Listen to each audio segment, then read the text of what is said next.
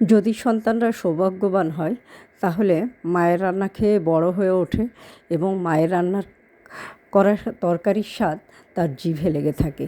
তো hello viewers, আসসালামু আলাইকুম। আমি নীলা আপনাদের সবাইকে ওয়েলকাম করছি নতুন আরেকটা রান্নার ভিডিওতে। আর আজকের রান্নাটাও আমার মা রান্না করবে পটল দিয়ে রুই মাছ ঝোল।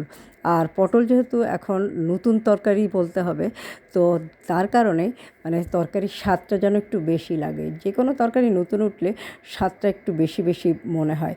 তো মা একদম সহজভাবেই রুই মাছ দিয়ে পটল আলুর ঝোল করবে।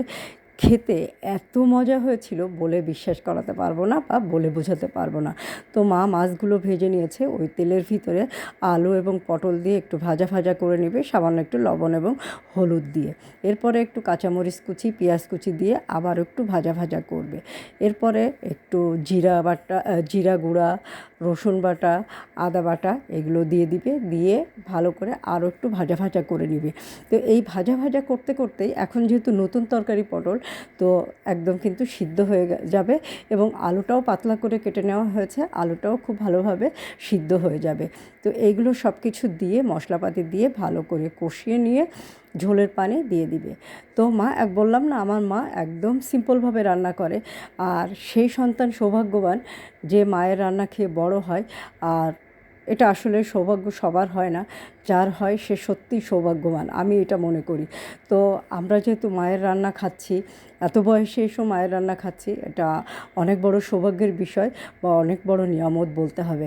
তো এই যে দেখেন, তরকারি ঝোলের পানি দিয়ে দিয়েছে, ঝোলটা ফুটে উঠেছে। এখন মাছটা দিয়ে ঝোলটা একটু গাঢ় হয়ে আসলে নামিয়ে ফেলবে।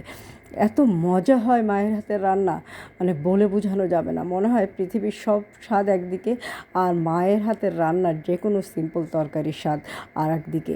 তো আমার কাছে খুবই ভালো লাগে, আর আমি সবজি যে কোনো তরকারি খুবই পছন্দ করি। তো আমার মায়ের হাতের রান্না খুবই সিম্পল। আর যারা যারা ভিডিওটা দেখলেন, আসলেই রান্নাটা কেমন হয়েছে আপনারা না খেয়ে তো বুঝতে পারবেন না, তবে দেখে যতটুকু বোঝা যায় ততটুকু একটা কমেন্ট করে দিবেন। আর একদম সিম্পলভাবে রান্না করে খেয়ে দেখবেন, খেতে কিন্তু বেশ লাগবে।